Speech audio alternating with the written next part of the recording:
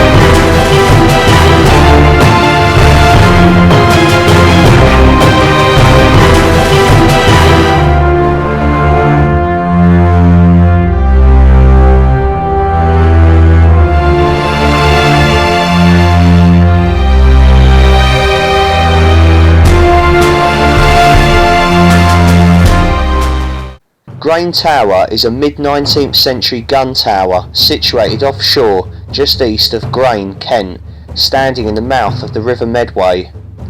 It was built along the same lines as the Martello towers that were constructed along the British and Irish coastlines in the early 19th century and is the last built example of a gun tower of this type.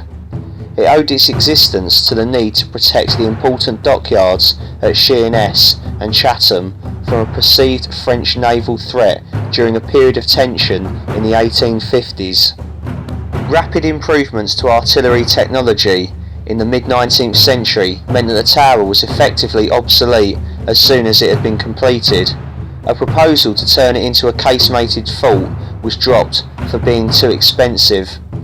By the end of the 19th century, the tower had gained a new significance as a defence against raids by fast torpedo boats.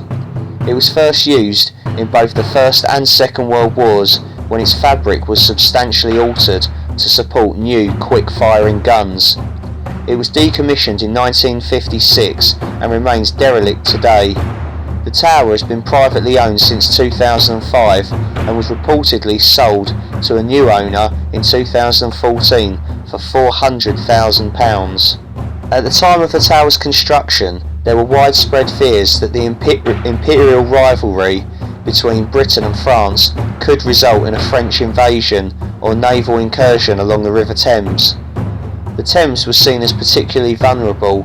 As well as being one of UK's most important trade routes, it possessed several naval installations of great importance, including the Victualling Yards at Deptford, the armament works of Woolwich Arsenal, the shipbuilding yards at North Woolwich, and the magazines at Purfleet. The Medway also had major installations, notably the Chatham Dockyard, which had been targeted to devastating effect by the Dutch during the Second Anglo-Dutch War in 1667. It was thus deemed essential to prevent an enemy entering the Medway and reaching the dockyard. Grain Tower stands about 500 metres or 1600 feet offshore at the eastern tip of the Isle of Grain, where the mouth of the Medway meets the Thames. It was constructed on the tidal sandbank of Grain Spit and is reached by a causeway running in an east-west direction from the shoreline. Its location enabled the tower's arc of fire to overlap with that of the guns at Garrison Point on the Isle of Sheppey on the other side of the Medway. Construction began in 1848, but difficulties were soon encountered in laying the foundations and construction paused until 1853. It took nearly 2 years for the Lincolnshire builders Kirk and Parry to construct the rest of the tower, as the York Herald newspaper noted. From the exposed situation of the tower, which is subject to the sea and weather, very great difficulties were experienced during the winter months in proceeding with the work. Hello again everyone, I hope you're all well. Today I'm in Grain in Kent, and I'm joined by Andy again from Kent Survival. Hello. And basically this one he's sort of organised himself, so cheers mate. And we're basically going to wild camp on top of Grain Fault Tower, which is basically out in the middle of the River Medway, so something a bit different. We've got to head down sort of the coast path here, and we're going to meet up with Andy's mate Tony, who's got a drone, and he's going to be getting us some cracking drone footage as well. So yeah, this should be a good one. Anyways, enough talking, let's get walking.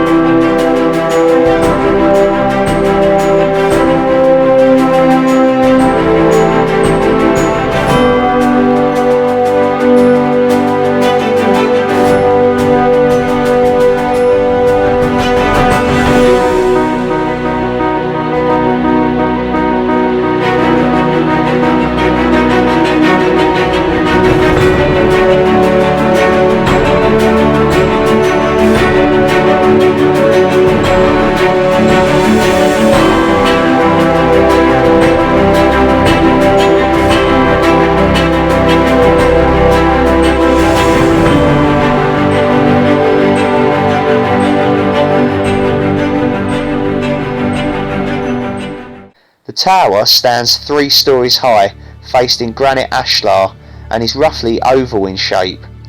Its base is 21.8 by 19.3 metres or 72 by 63 feet, and its original height was 12.9 metres or 42 feet, and it has walls 3.6 metres or 12 feet thick. The gun crews lived in barrack accommodation within the tower, which also housed stores and ammunition. Its overall design is similar to that of a martello tower, dozens of which were built around the coasts of Britain and Ireland during the Napoleonic Wars at the start of the 19th century. It can be considered the last martello tower to be built in Britain. It was completed in late 1855 and was handed over to the Ordnance Authorities on the 17th of November that year. By this point it had gone more than 50% over budget, costing £16,798, which is equivalent to £1,470,640 today. The tower was initially armed with 3 68-pounder smoothbore guns, which were mounted on traversing platforms on the roof. Although martello-style towers were well able to resist the smoothbore guns of the early 19th century, the development of a new generation of much more powerful rifle muzzle loader or RML guns made Grain Tower obsolete as soon as it had been completed. The tower's weakness to fire from rifled guns was never fully addressed. A fresh invasion scare at the end of the 1850s prompted the British government to appoint a Royal Commission on the Defence of the United Kingdom, which published a far-reaching report in 1860. It recommended that many existing forts should be upgraded or rebuilt entirely, and that new forts should be constructed to guard particularly strategic or vulnerable points along the coast. In all, around 70 forts and batteries were constructed around the English coast as a result of the Royal Commission's report. The Commission recommended that Grain Tower should be turned into a fully casemated fort, which would be built around the existing structure. However, the cost of doing this was seen as excessive, and the proposal was dropped as part of a cost-cutting exercise to reduce the overall cost of the fort building programme. Instead, a new grain fort was built on land, while the existing battery at Garrison Point was rebuilt as the 2-tier casemated Garrison Point fort. The tower's smoothbore guns were soon replaced with RMLs, one 56-pounder and two 32-pounders. These were withdrawn as late as 1910, when the tower was repurposed as a communications tower. In 1915, two 4.7-inch quick-firing guns were moved from Grain Wing Battery and installed on Grain Tower to counter the new threat of fast torpedo boats. This required the construction of a raised concrete and stone structure on the tower's roof, within which the new guns were emplaced, and a shelter was created to provide room for detachments, stores and fire control. The body of the tower was also altered to upgrade the ammunition storage. The guns remained in place through the First World War, when the Grain Tower found an additional purpose as one end of a boom defence stretching across the Medway to Sheerness. The massive iron chain from the boom is still present, wrapped around the base of the tower. A fixed timber section of the boom stood between the tower and the shoreline. The tower was disarmed in 1929. During the Second World War, much bigger changes were made when the tower became the location in 1939 for a twin 6-pounder quick-firing gun. A large roofed concrete emplacement was constructed on the roof to house the gun, with a tall directing tower at its rear. A defence electric light emplacement was also added to the fabric of Grain Tower. At the tower's rear, a brick and concrete barrack block standing on stilts was constructed to house the gun detachment. It is a free-standing structure but is connected to the tower via catwalks. In 1944, the tower was reduced to care and maintenance status before being decommissioned in 1956. It's in the middle of this where it feels really... Andy's going first. All the pack down out. Right, we've managed to get our stuff up the ladder here. It's getting dark, as you can see, and yeah, we're going to head through this way. There's like a big ammunitions lift going through the centre of like the Martello Tower part. That's the Napoleonic era, which is 1855. There you go. There's loads to explore here by the looks of things, and then all of this here we believe is World War II. This was just like crew quarters, I believe. Crew quarters, yeah. And then we've got this really precarious big metal box, which I can't remember what that was from. IKS mentioned it, and it's been up there for years, and someone's chucked it out of one of the holes up there, and it sort of landed and wedged itself there.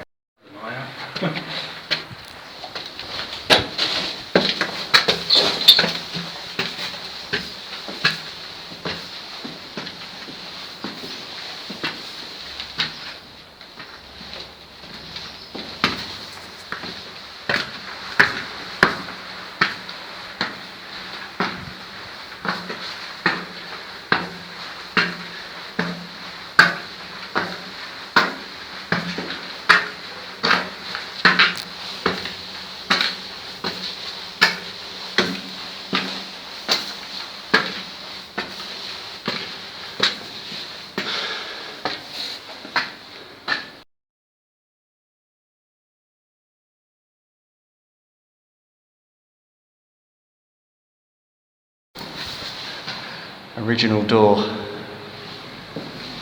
original paintwork. This would have been an office block, I think World War II. An original door. There's a car on the little flyaway coming over. I don't know if we should like maybe keep the lights down till Yeah, that's cool. the water's in and no one can... Yeah, that's alright. I don't know if is that paranoid? No one's going to really come out. Oh, I don't know. Yeah, Andy's just spotted some lights out on the shore there, so we're going to keep the lights down low, and I'm afraid we just have to make do with this dark light here. Okay, but we're climbing up the steps now up to the gun emplacement. Yeah, I've been having a little nose about and stuff with the big torch on, and probably drawn a bit too much attention to ourselves, but I'll have to switch it on for here, I can't see. On this side don't really matter so much because it's Yeah, so this side we're okay, and we have arrived. So yeah, this side we can sort of get away with more light and stuff, and you've got the ammunition lift here as well. The main gun emplacement here. I think these were storage for more ammunitions and stuff, yeah.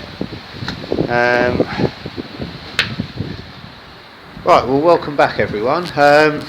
Yeah, so we came up through the doorway there, and we've oh, it's blurring a bit. We've come out to sort of probably the main gun position emplacement on top of the martello tower section of the entire tower, and so these would have been like ammunition stores and stuff.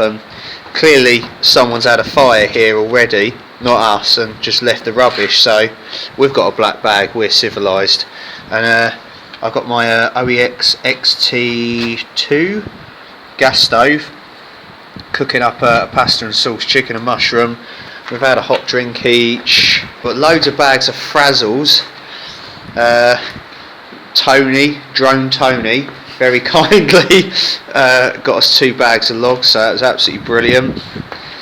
We've got, Andy's got a fire log, I've got half a fire log, got my wood stove somewhere in here as well.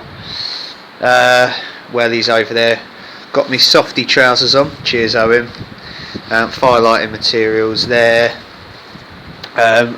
Yeah, my shelter of choice, keeping it pretty minimalist tonight. I haven't set it up yet because we're going to have a little explore once the tide comes in completely, and then we're cut off, and then the arse raping can begin.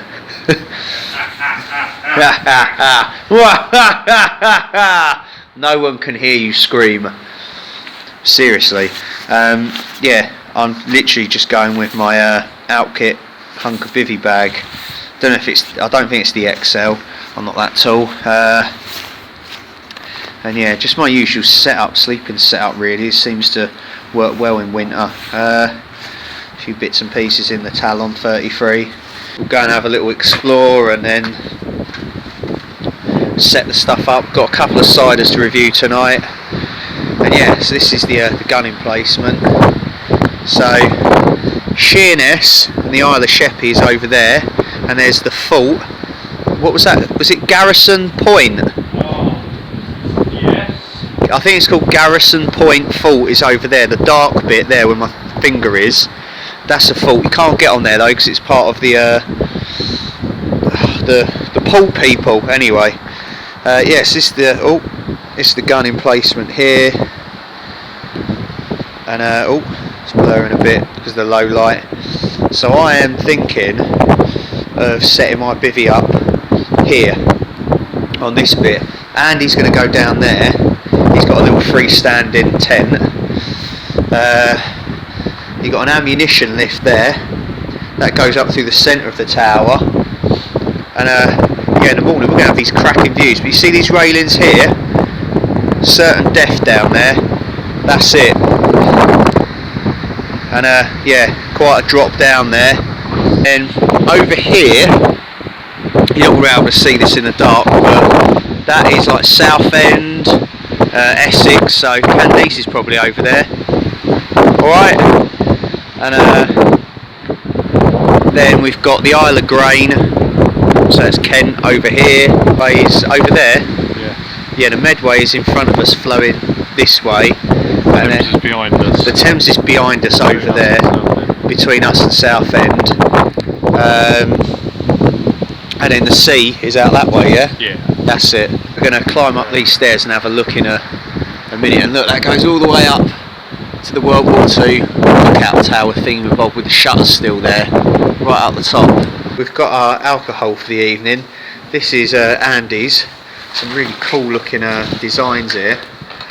So get in the comments if you've had any of these. Piston head's quite a common one, I think. Oh, is that stuff from Toys Hill again? Yeah. The Adonis. The Adonis. Excellent. And he's kindly bought me this Capel Road cider. Now how weird is this, right? We did not know.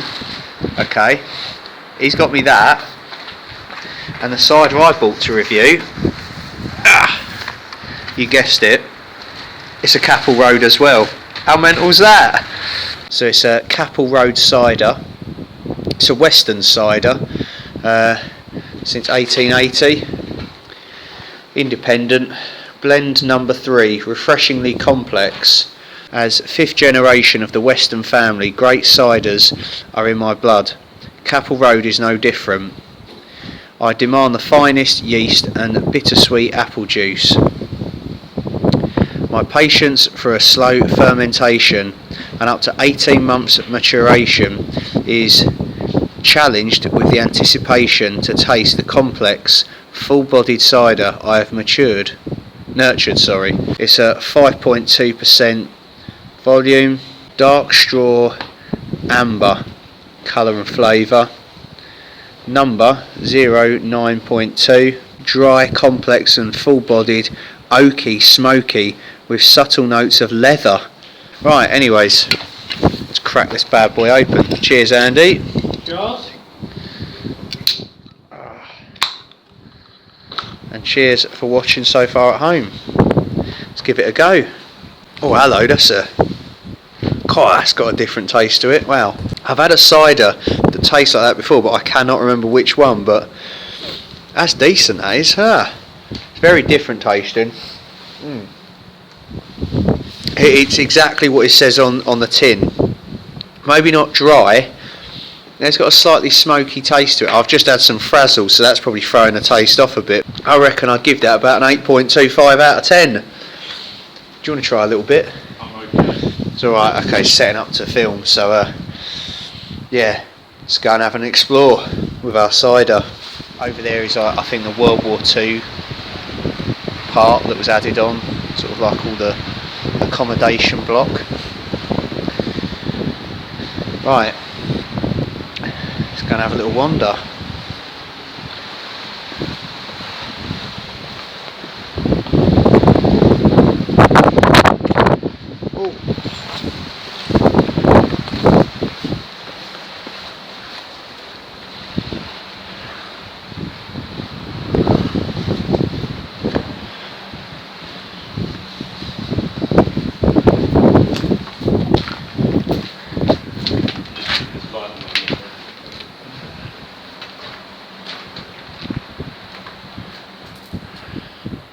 So up there, that's where we're camped, and that's the staircase that's collapsed. So there's all these funny little rooms in here. That, I think, on there is asbestos, so I want to kind of avoid that. I think it is anyway, I'm not sure. That's what I think I saw on IKS, he said it was asbestos, so a bit risky. Oh. And then we've got another little room in here. You can see how sort of all the concrete is laced with like iron rods and stuff to strengthen it. Pretty solid looking building. Boy. So literally down there past this old railing is the river, and it's come right in now, yeah. So we're definitely cut off. Go across here and have a look. This is a bit precarious. Whoa! You better cross down there if you want to back up. If you don't want to go across there. Nah, this is fine. That's how someone got out there to graffiti. They must have gone along that ledge there. That takes balls. Yeah, and look, I don't know if you can see the tower up there in the dark. Okay, we're heading across to this bit here.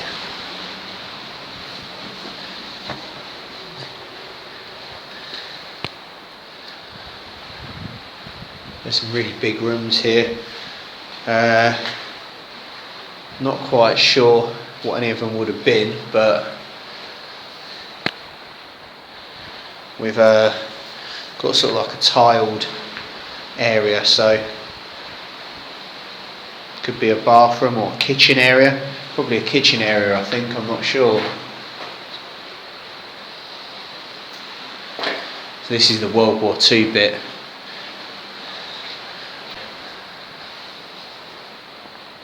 Pretty cool here. Sorry, the camera's struggling to focus in this light.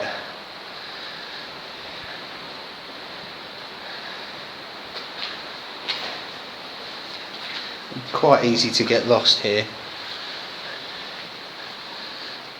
I guess that to me looks like it. Yeah, that's a urinal. Yeah,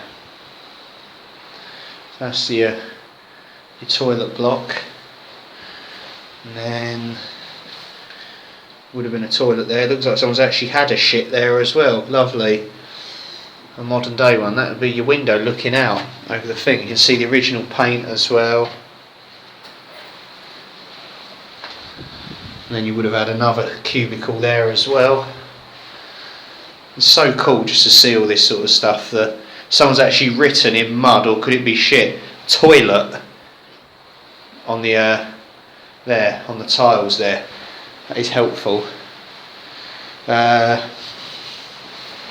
Then we've got more steps. This is going down on this side of the World War II add-ons. Absolutely loads to see here. That's got to be a shower block, because you can sort of see the trough bit where probably you would have stood in the shower there. This is so cool that all this is here. A bit breezy now, the window's out.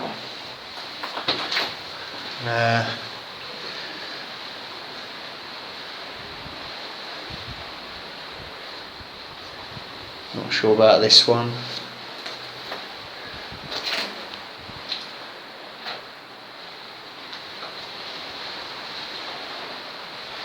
Andy for Tracy. Better not show Andy that one. Bag of King's Milk bread here. This big open room here. Oh, there's a sleeping bag left.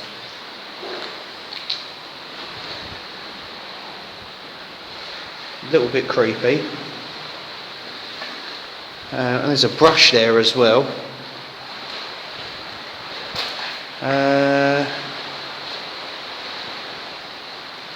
Yeah, you can just sort of see out the window here, the Martello Tower there, the side of it. So when I come over that little that little concrete bridge sort of thing.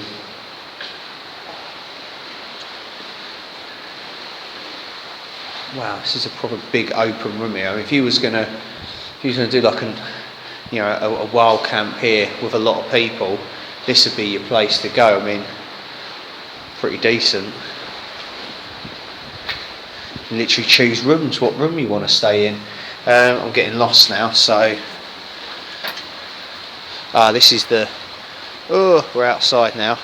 This is the really dodgy staircase there, and look, you can see the water down there, and it goes further than that. So the ladder that we come up is over there. I don't know if it's worth risking coming down that staircase or not. It's sort of bowing in the middle, if you can just see there. Bit risky. I'm not going to lie, I'm going to bottle it and I'm not going to do it. That's the side of the Martello Tower. There's that big metal container thing that someone's pushed out the window and it's landed there. I'm going to head back up this way and go back over, take the safe route, I'm not going to lie. Right, we're back on the other side and where we're camping, and I don't think I've been down this way. So now we went down there, that's in the Martello Tower. Yeah, show you down these this staircase, circular, going round sort of the central bit of the Martello Tower. I've never been inside one before. It's really, really cool. There's these little windows you can look out of. Yeah, and the water's down there. Kind of like being in prison. Yeah, I showed you this area as well. Some more stuff to explore over there through that hole there. Blood.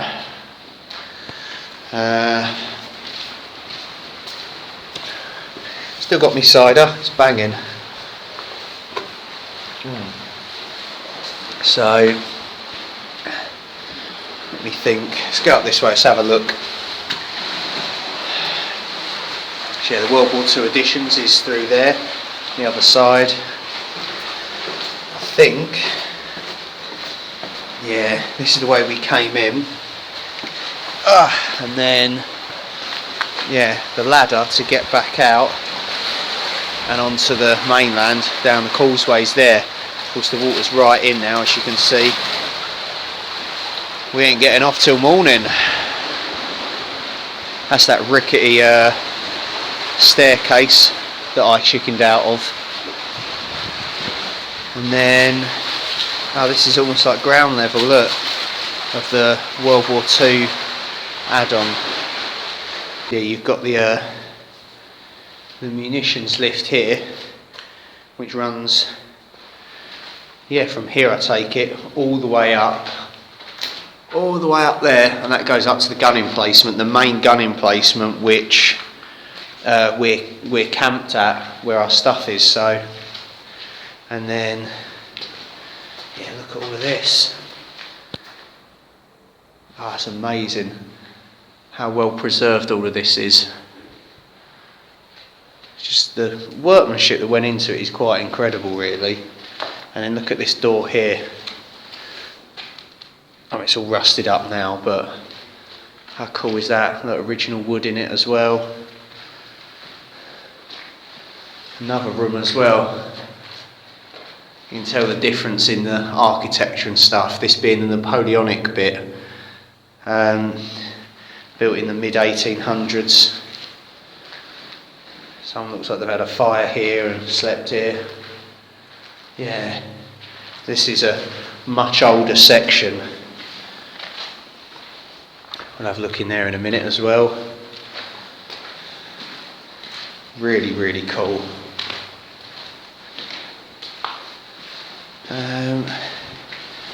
Yeah, it's nearly 8 o'clock now at night, of course. Then, so it goes round here, and then got all these little rooms. Whoa, look at this. I'll come back to that one. Let's have a look at this one. A lot of broken glass again. Like a massive hole in the wall here. That looks like, I don't know. There's just a hole going down there. Looks like someone's had a fire in there. It looks like, I don't know where that goes out to. I'm going to have a look in a minute. Some really cool ceilings. This, I believe, down there,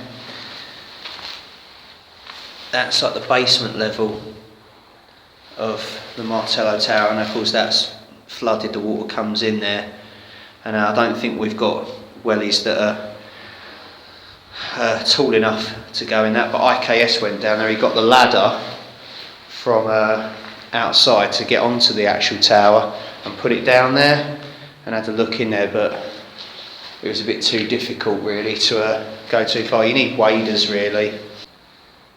I won't do that on my own. I'll wait for Andy to turn up and do that. Think where that's it, route this way to the ammunition lift. So easy to get lost here. I'm literally, I don't know what bits I've seen, what bits I haven't. Okay, I've climbed up onto that sort of window ledge thingy, and then gone up these steps, and yeah, have to bend down here to get through this bit. And the lurkers, and then there's this big drop there, down to the water.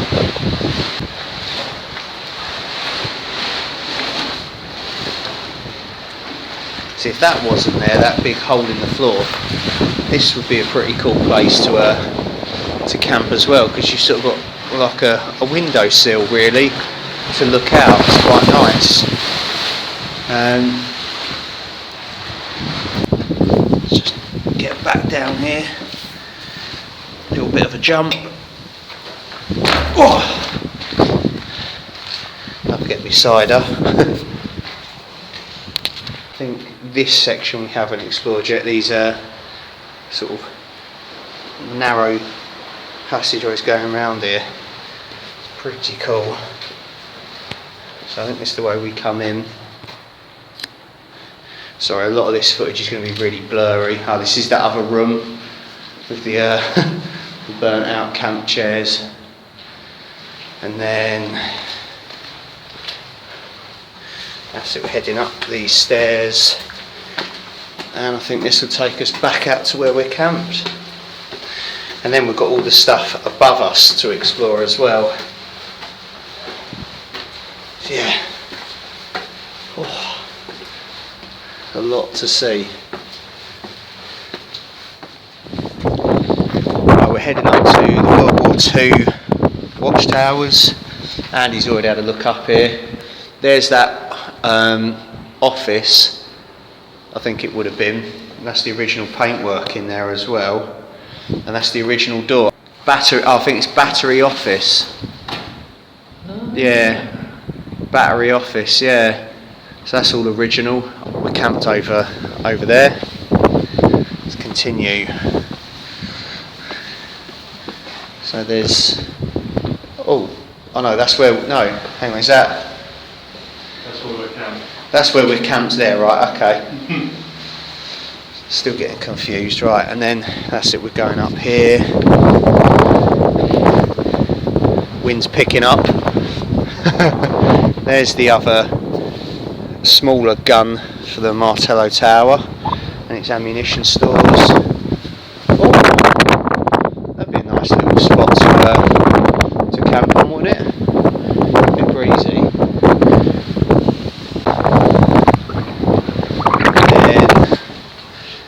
This is one of the rooms. Oh, look at that original light switch. That's cool. And then, so these would have had the shutters on, wouldn't they? Or yeah, you've got like these bits. So this is the World War II bit, and yeah, you can just see the little things jutting out. Oh. I think this would be more of a watchtower for the big guns. Oh, okay. Because you're looking out for French. Well, no, this is the English bit, isn't it? This is the Germans. Yeah, the Germans. It's still in pretty good nick, really, a lot of it. I mean, to be fair, it's a bit rickety in places. Well, these stairs are pretty narrow. Oh, it's windy now. Look at that. That's a drop down there. Can't even see the bottom. And there's another original door here. And this is where someone... Well, I saw that flag from the mainland, Little England flag. See if it's got anything written on it. Nah, nothing, but rusted up. Original door again. Oh, because it hasn't got its inner lining, has it? No. Yeah. And then the floor's obviously fallen away in here because it would have been higher up, surely, wouldn't it? So. Oh. Could be something like that. Yeah. This is cool. Always keep sitting on his feet. There's another one down there, another shape. It's rusting away a lot, but if I climb up there, I could show you. Actually, now, could you hold my cider for us? Let's try a little bit of it, see what you think. Oh, tastes like being a teenager in the park. Yeah. Right, let's. White lightning. White lightning? No, it tastes better than that. Right, hang on, I've got to get me leg up. Oi, oi. Oh. I'll wedge my arse against this. Yeah, I know, it's kind of pointless really, but yeah. Come up here in the morning. Yeah. We'll have breakfast up here on the veranda. There's the boat. Not bad at all. So this is the highest point of the fort, apart from the roof, which we're going to head back downstairs. Cheers. Welcome back, everyone. fresh from exploring. Andy's cooking his dinner up on his gas stove, boiling the bag. It's a Wayfarer. What one have you got? Pasta and spicy sausage, I think. Ooh, spicy sausage. Kinky. Started using some of the fire logs that Drone Tony got us. Cheers, mate. And yeah, a few fire lighters and some wood wool and whatnot. And a third of a fire log, and off we go. We've got ourselves a fire. There's our wood pile. Got the wood stove going as well. I'm getting absolutely blinded by like the smoke here at the moment. And yeah, I'm doing my second dinner, if you will, of the evening. Another hot chocolate and an Nescafe 2-in-1. Finished me a Capel Road cider from Andy, and now I'm going to do this Aptonia pasta bolognese. So you get these from Decathlon, and nice and cheap and cheerful, from France. I had this one a while ago when I did the River Medway in Suffolk solo wild camp that I did, and yeah, it's not bad. So I'm going to give it another go. It's dehydrated. I'm up on top of the gun battery here, which is probably where I'm going to camp later on. Wind's starting to pick up a little bit again, and yeah, we've noticed over on the shore there's like a little World War II observation post sort of shelter thing. Looks like an old bus shelter really, but it's not.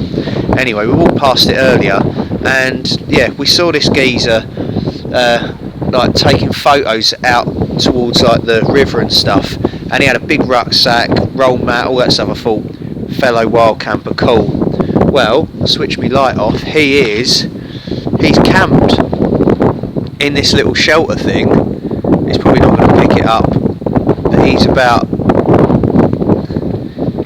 there where that glowing is, and he's got a fire going in there and stuff. Yeah, no, it's not going to pick it up unfortunately, but yeah, he's in there. That's pretty cool. We just tried signalling to him with the strobe effect on Andy's torch. Pretty cool. We was thinking maybe he saw us going. I mean, he would have seen us going out here.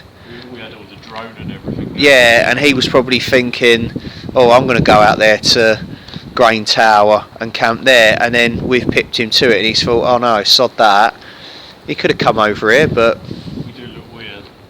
We do look, well, yeah, speak for yourself, yeah. I mean, you know, he probably could just tell that I'm from Essex, yeah, and just thought, nah, fuck that, I ain't sharing a thought with that tosser. Anyway, so yeah, another wild camper. That's really cool. So yeah, we'll probably go and chat to him in the morning, maybe, unless he's weird. But you know, like, he could be another YouTuber. He could have more subscribers than all of us. He could be like a secret, like the secret millionaire, but like the secret YouTube sensation of outdoors shit. Yeah, I don't know where this is going. Anyway, yeah, this is Andy's contribution drink that we're sharing. So it's another Adonis. Same as last week.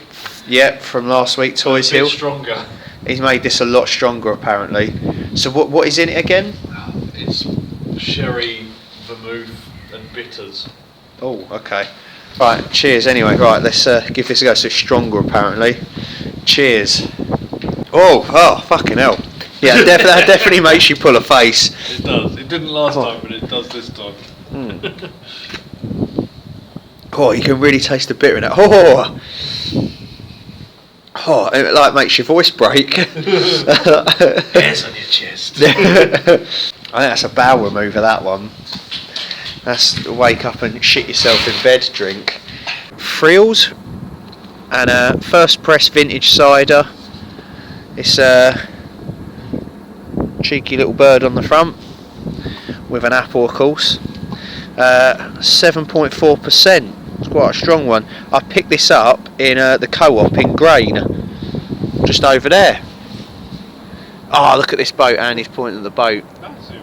It's massive, isn't it? Or as Candice would say, that's a fucking big boat. Anyway, she actually does, yeah.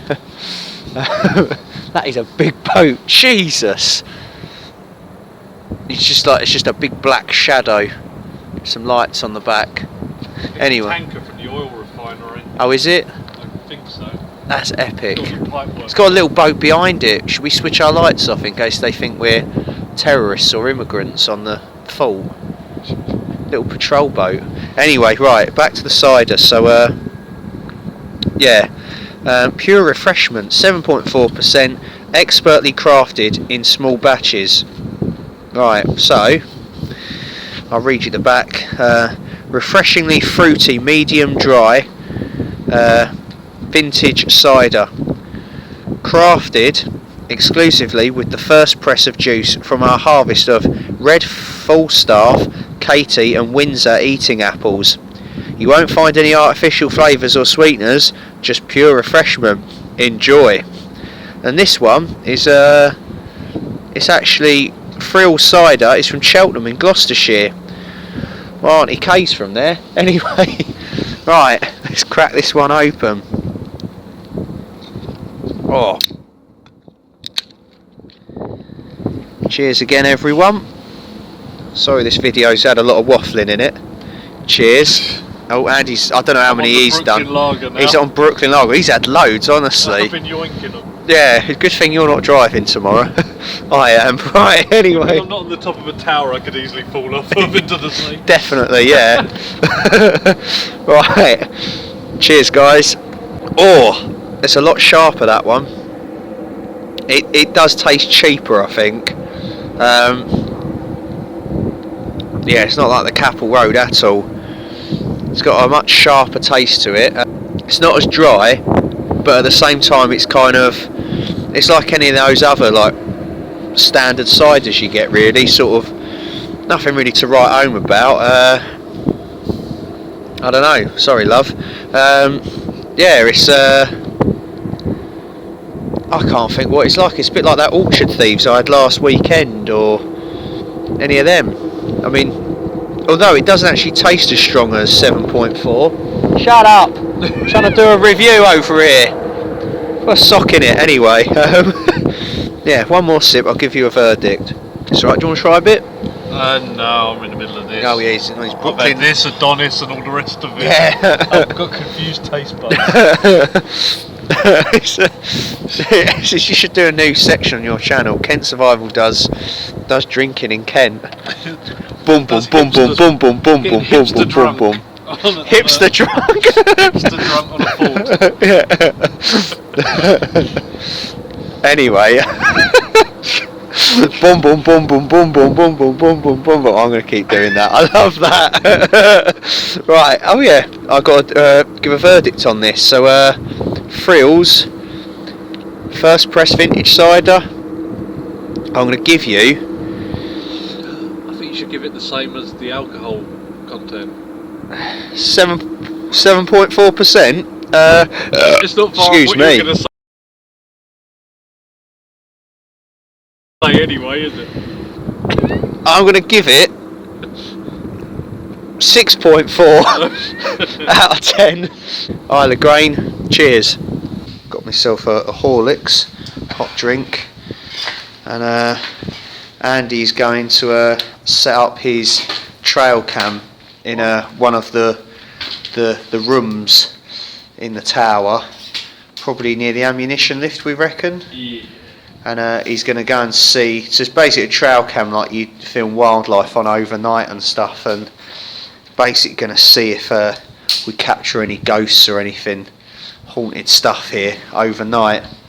So yeah, we'll have a little look. It's my light. It is on. It's flashing red. We've had a few drinks. Let's just say that anyway. Right, I'll come back to you when he's sorted it out.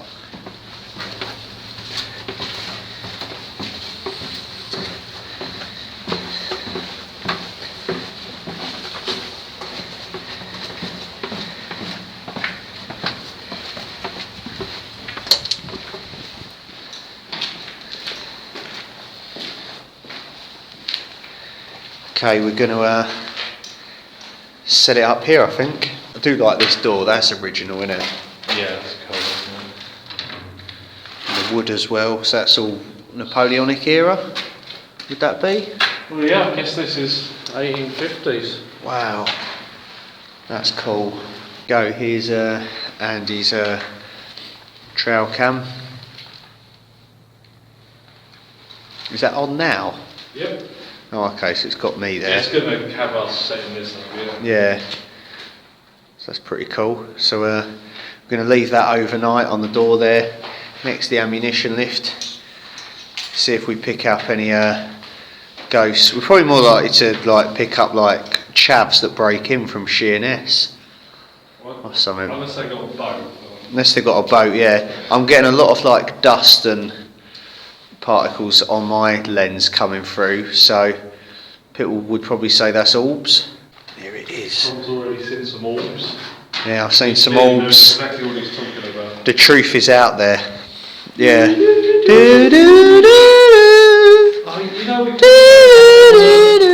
Right. The water's come up quite a way, so we come in here and see if I can show you. It's come actually up the ladder, so see, I think low tide's about 6 AM. We've got to be out by 8, half 8 in the morning. Right, welcome back everyone. We're back sort of at camp, as it were. Andy's got this little adventure little 2-man single skin tent, and he's set up sort of just next to where we had the fire. Looks pretty cosy in there. Compact, but yeah, little 2-man tent, single skin, do the job here, and it's freestanding as well. And that's why he bought it, so you don't have to, because you can't peg down to the concrete. And I'm up here on top of the gun emplacement. Underneath me though, I've got a little ammunition store, and in that I've just got my Fargo titanium wood stove, cooking stuff, my wellies, and a poncho tarp. I've got these little steps. You can see probably in the dark just about, there's the gun pit, and I'm here. So it's my through night T10 little lamp flashlight thing there. I've got my Snore and Peace tea, Osprey Talon 33 litre. I'm just going to keep all my stuff sacks and bits and pieces in, probably put it all in the dry bag in case we do get any rain. I'll put the gas in the foot of my bivvy bag. I've got a litre of water left. It's my stuff sack pillow with all sort of spare clothes and whatnot. And yeah, onto the shelter setup. It's pretty basic this time. Gone with my Outkit Hunker bivvy bag, Tyvek ground sheet, Thermarest Z-Light, got my little foam sit pad, my down sleeping bag that I always take, it's a Cocoon silk sleeping bag liner, and then inside the bivvy I've also got my red OEX self-inflating half pad, so it should keep me warm and comfy on the concrete. I'm going to wear me down jacket and softy trousers and my bivvy boots in the bag as well. We're going to have to get up a bit earlier than planned, because I was just looking out across the Medway, and I went, Andy, I think the tide's going back out again. I can see the causeway. And he was like, shit. So we've checked the tide times, and I think we're going to have to be out an hour earlier than planned. So low tide is about 5 AM now, so we're going to aim to get up for around, I think, 6ish, something like that, and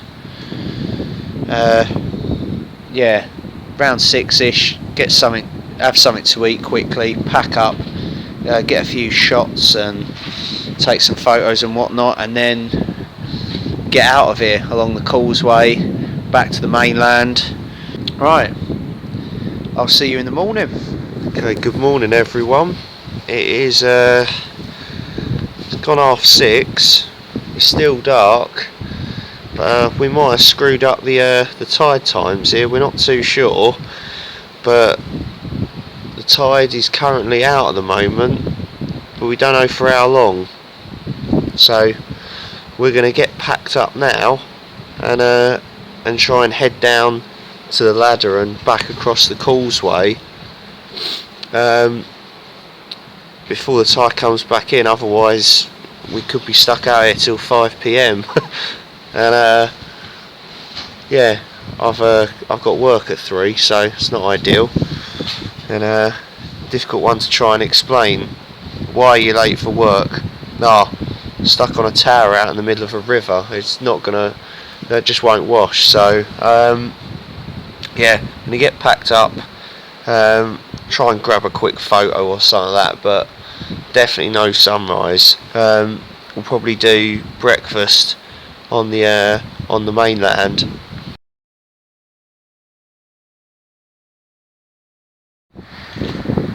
Okay, right, welcome back everyone. We've literally packed up in an incredibly quick amount of time. Leave no trace as always. Yep, that's all good. Taking the rubbish with us, just down there. Andy, he slept well. Yep, banging. Right, we've got to fuck off, I'm afraid, so we're heading out over there somewhere, back towards the mainland. So yeah, let's do this. We'll see you soon. Okay, as you can see, the tide is out at the moment. The causeway is exposed, so we're going to get the stuff down the ladder back to mainland. We'll see you there.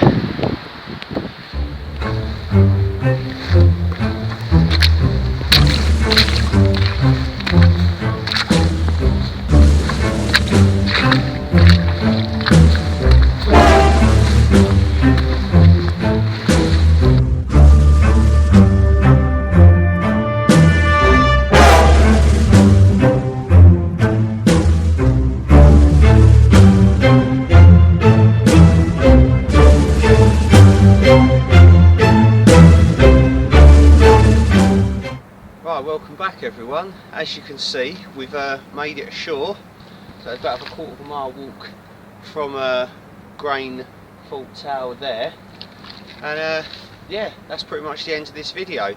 It's been pretty good. We've had a good time, somewhere different to Wild Camp. Yeah, it's got to be one of the best places I've camped before. So yeah, just want to say a big thank you to Andy. Thank you, for Tom. organising it. Well done, mate. And also worth mentioning, Drone Tony as well. Yes.